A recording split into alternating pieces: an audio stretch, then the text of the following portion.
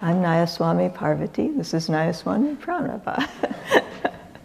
So I'd also like to welcome you. It's very wonderful to spend time with you in these ways of sharing the teachings and just satsang together. I'll begin, and also happy Divine Mother's Day. I was thinking about that this morning. So from Whispers from Eternity, the demand to be kept ever awake and ready. O Father, if thou wakest me, how can I ever sleep again? If sleep should steal upon me, wilt thou awake me? Thy terrors lurking in the dream jungle of life are now forgotten. My sorrow has, by thy grace, been changed into tears of joy.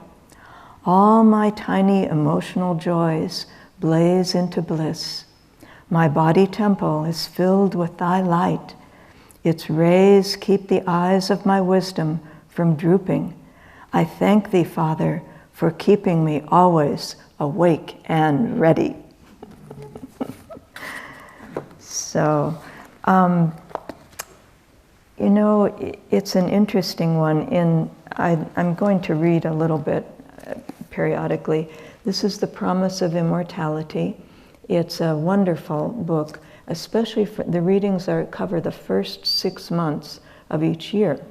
And some of the topics they're gone into in depth, written by Swami Kriyananda, and they're wonderful, really, really deep and illuminating, very good. But I was thinking in this, The Promise of Immortality, the chapter on it, and it's chapter 19 if you have the book and want to take a look at it. It's called Restlessness versus God-Centeredness. And I just thought, it's so, and especially thinking about the Martha and Mary example, you really have to mentally break through what that's meant to people over 2,000 years in a lower age. When it was like, oh, well, it's either work, service or, contemplation. And the Catholic orders reflect that. They have contemplative orders and they have service orders. And it's like, no, they missed it. It wasn't right. And in a more dark material time, of course, but we have to break through that into something that is more real. And what happens for us is that if we're lucky, and all of us here are very lucky, and those watching online, we find something like the path of self-realization and an avatar who is a guru, Yogananda, who can bring those teachings and bring them into everyday life. What does it really look like to find God-centeredness in the midst of the world that we live in right now? I mean, let's just take it where it is.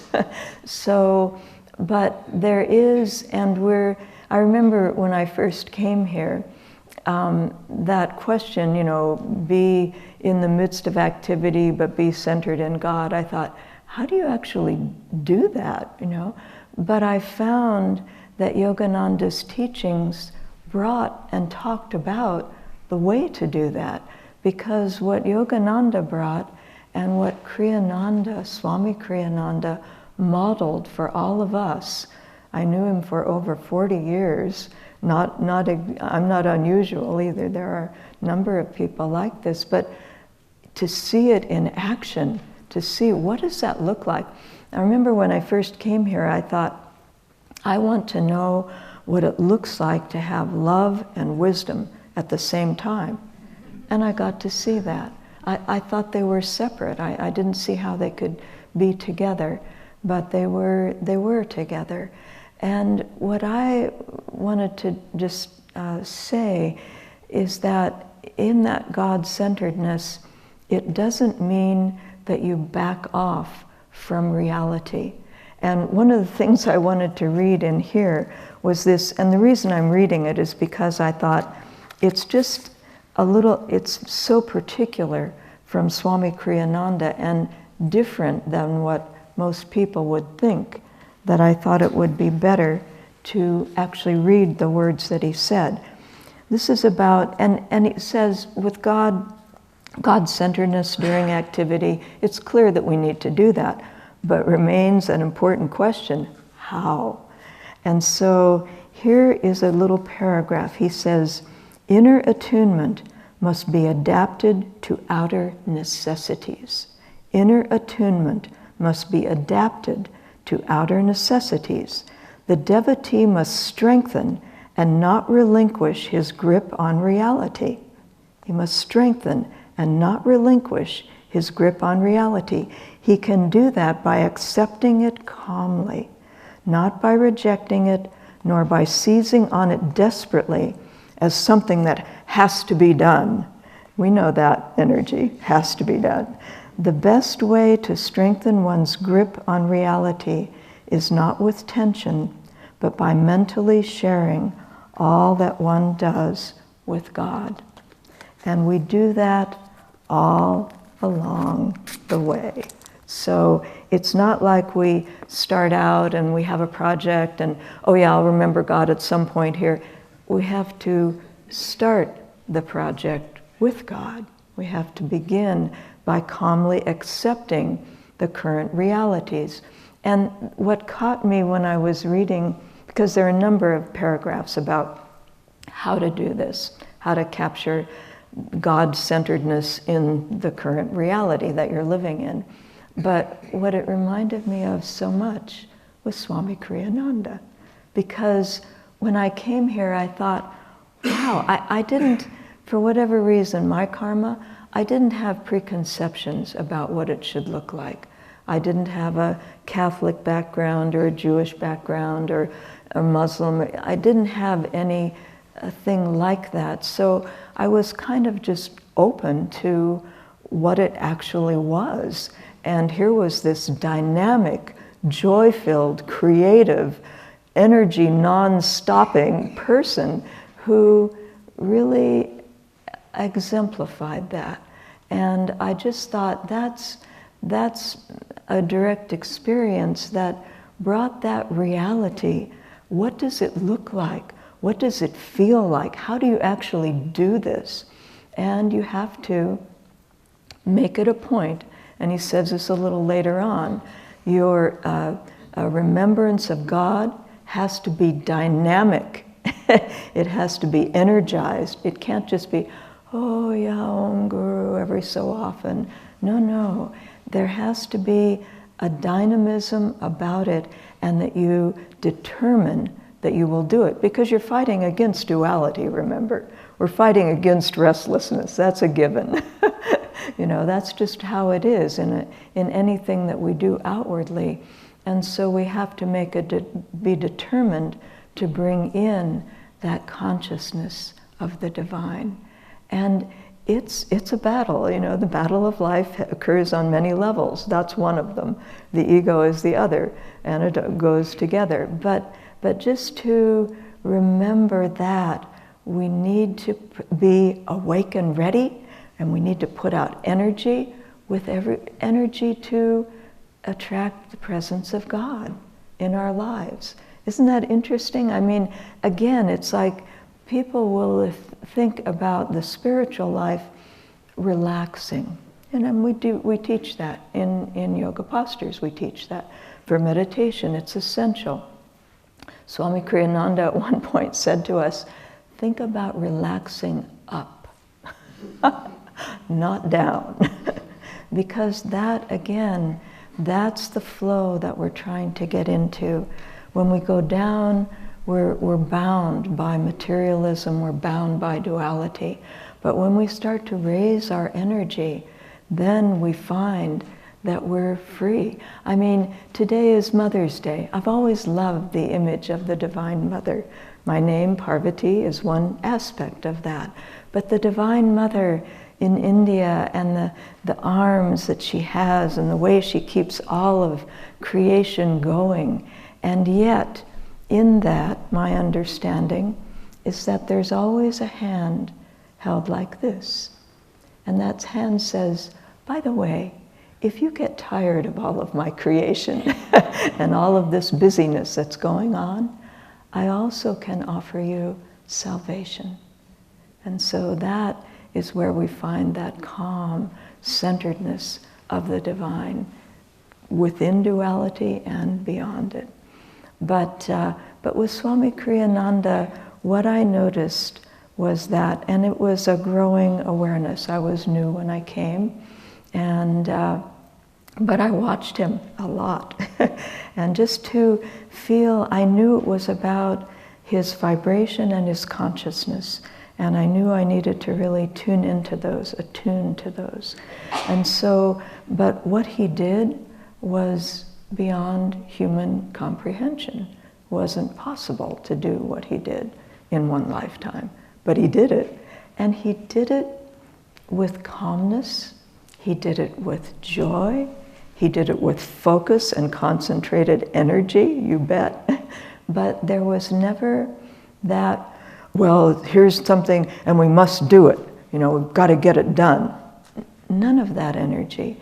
I remember coming into the dome at Crystal Hermitage about some serious meeting that we were having, and Swami would be sitting there, kicked back, relaxed, laughing, just enjoying the people, you know. And so that energy really was always there. And so over the years, it included, when I first came, he twice went to India within about 4 years. After that, he focused on writing the path, came back. These are very different energies outwardly. You know, out, you're going to India, you're doing this and that. Then you're focused on writing, very inward. And then he finished the writing. In the middle of that, the community burned down. He came back for a few days to say, let's keep going, you know. And then he went back, finished the path, went back into that inward, finished the path. And then, by then, it was the spring of 1977. And then he took off. He was gone for about 6 months. And it was a celebration for him. Didn't turn out to be exactly a celebration, but he went to Europe and met friends there from long before, and took a group with him, and then went to India and went into seclusion in Kashmir for, it ended up being a month or two. It wasn't as long. But all of that, and then before he came back, he said ahead of time to all of us here who had published the path that summer and, you know, got it all happening and it arrived. He said, by the way, when I come back in January, I want to go on a nationwide tour. And I want to go on one way the first half of the year, and then in the fall I'll go on one the other way. So 2 nationwide tours. And this is like within a few months of arriving back, you know, nationwide tours. And so, but Swami was full of energy, full of joy. I mean, he finished writing the path, which the path, for those of you that don't know, it was about his time with Yogananda. It was about his time with Master. When we were all reading what he was writing, in that flow of writing, I felt like, wow, this is the first time I really understand who Master is. It was so thrilling and fresh and alive, and it was incredible. But he went from that and then went off on 2 nationwide tours with a whole group of Ananda people. And it's like, but with all of that, and that was just the beginning. That was just the beginning. The path launched that, and then he went on to San Francisco, and then in 1984 he went to the Holy Land and did the whole oratorio, Christ Lives, came back. I mean, these are moments in time which we remember. Pranaba was there as well. I was acting as Swami's secretary at the time in 1983, just for about a 6-month period. So he went off to the Holy Land. He came back, and this was in our San Francisco house, 45-room mansion. He had a room on the top. He came down in the morning with a Casio about this big, very small. And he said, I've just written music for the Christ, you know, I don't think he called it Christ Lives yet, and so he started playing it on this Casio, and we're like, huh? I mean, you couldn't really hear it, and he could tell right away, you know, it was a little group standing around and we're going. Anyway, he left immediately, came back here to the village, to the Crystal Hermitage, and started composing all the music, all the parts, everything, and a whole slideshow that went with that, and a narration that went with that. And then when he was finished with that, I'm telling you, this is the thing. So he came back, did that, wrote the music. This was 83 fall, December, January, writing music, having all the choir come over, recording it. They're all in bliss, by the way, because the music was so incredible. And then immediately take it on tour, the whole thing. And it was a tour of California. It was all our centers and all of that. And then, this was the most bizarre part to me. I was living at the time in our pre-Palo Alto center in Atherton. And so Swami did, I don't know, maybe 10 programs or something. And it was the full-blown thing. It was an hour-and-a-half presentation. It was the oratorio and narration and slideshow and all of that. And he kept going to introduce it all.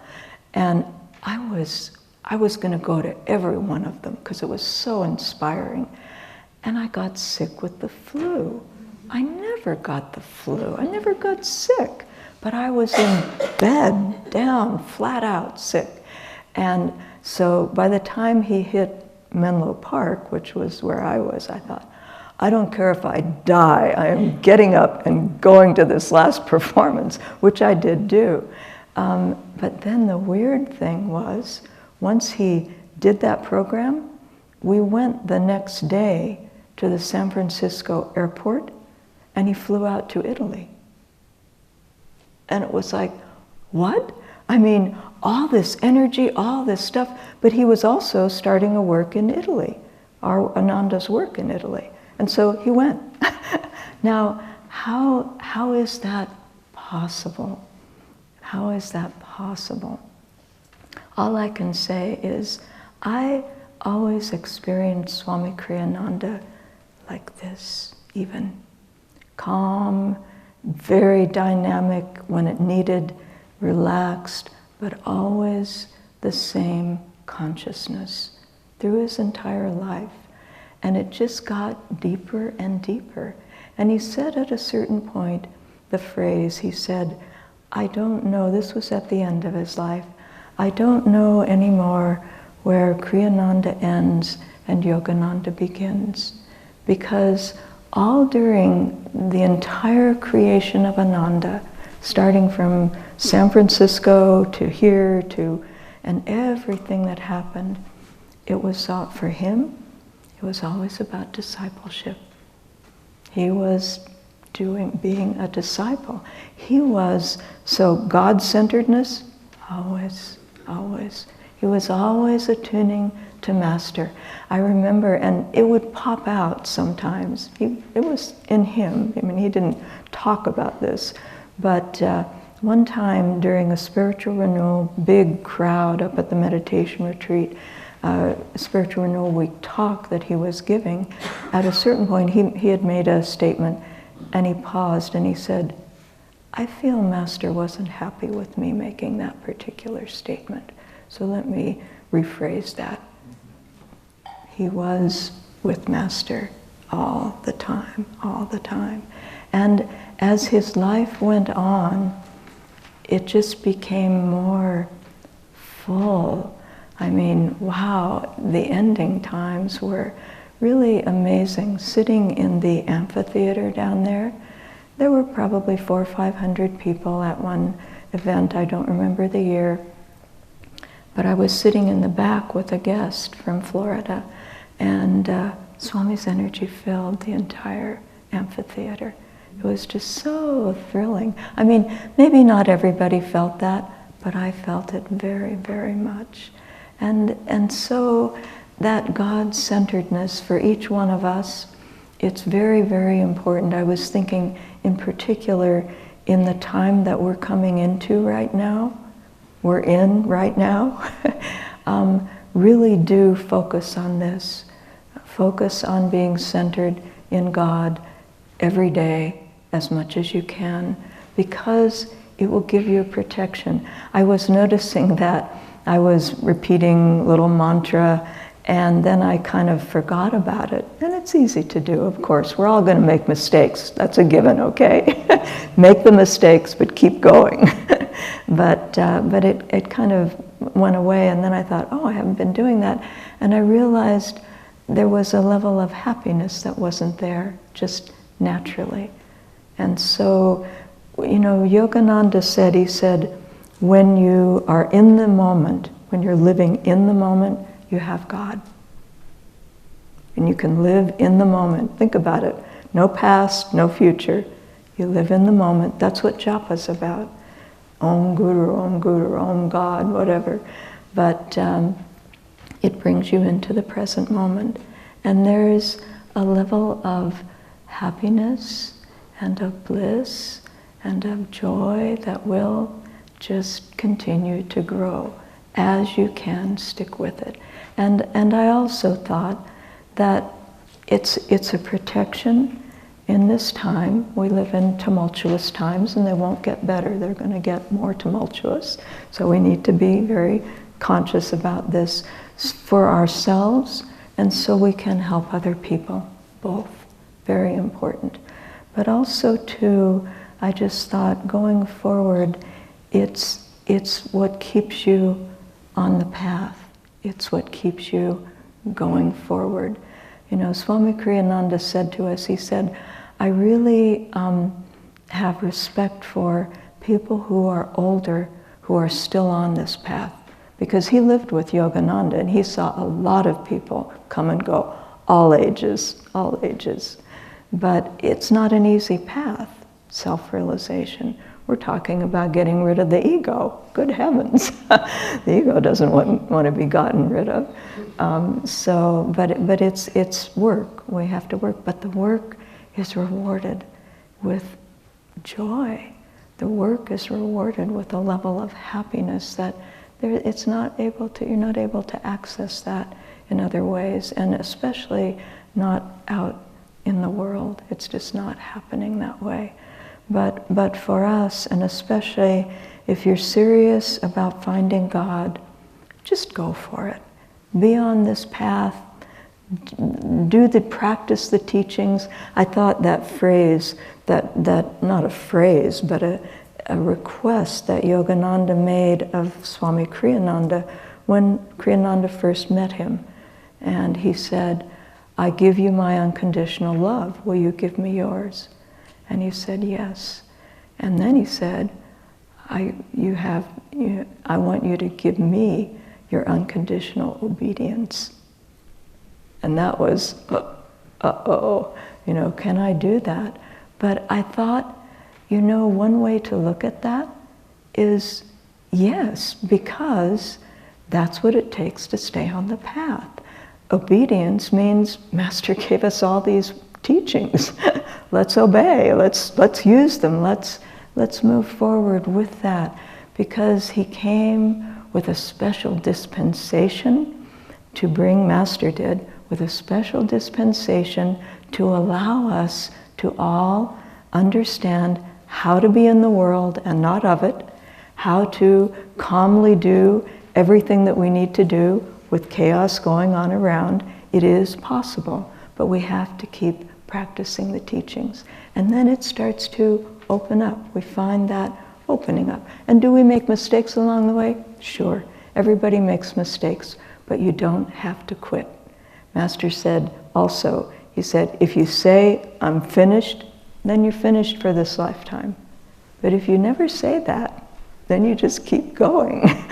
So anyway, in this time, just to really be serious about the spiritual life and to take it on seriously, and to practice the teachings that will allow you to remain God-centered in everything that you do, and finding that level of calmness all the time, each day, search for it.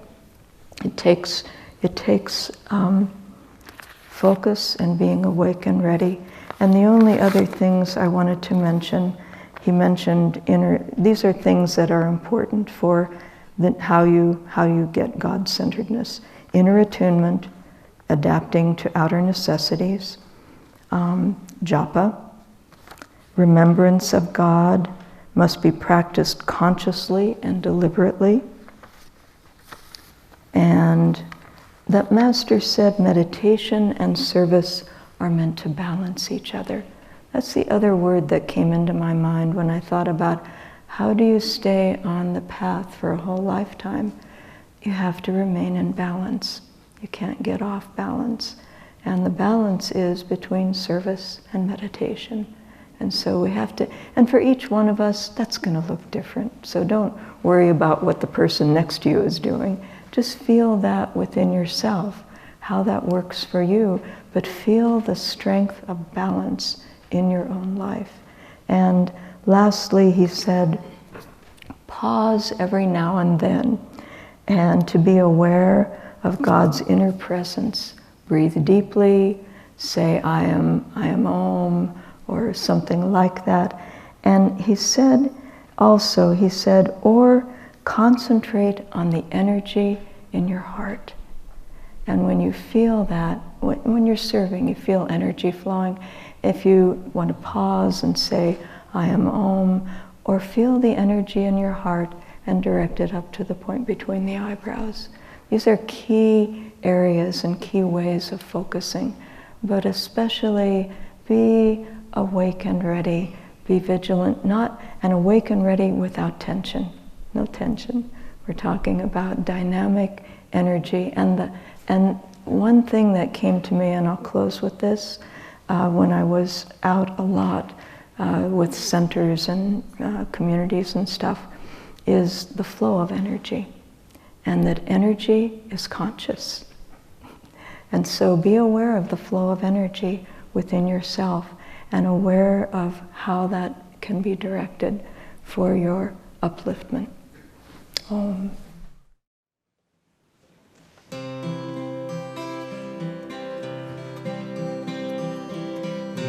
Is there anywhere on earth perfect freedom, sorrow's dearth, selfless friendship, blameless birth, cherished these, naught else has worth?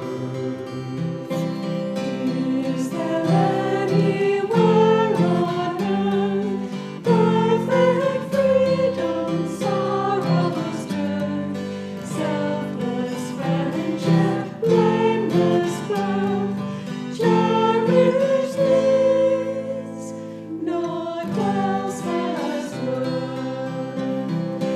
Is there anywhere on earth perfect freedom, sorrow's dearth, selfless friendship, blameless birth, cherish these, naught else has worth? Is there anywhere on earth perfect freedom, sorrow's dearth, selfless friendship, blameless birth, cherish these, naught else has worth?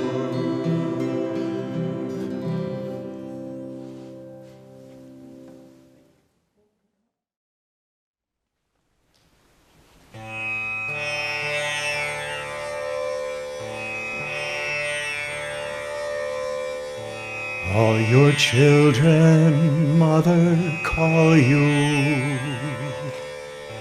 knowing not it's you they call. Some through mists of their unknowing, bruised and hurting when they fall, turn away, but who could leave you? You, the mother of us all.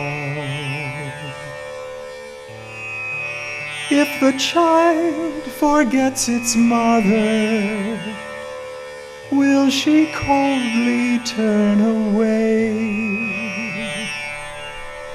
Wise or foolish, we're your children. Guide us, Mother, if we stray. Those whose hearts are torn with anguish lack the power your name to call. Heal their wounds, Ma, soothe their sorrows. You, the mother of us all. Heal their wounds, Ma, soothe their sorrows. You, the mother of us all.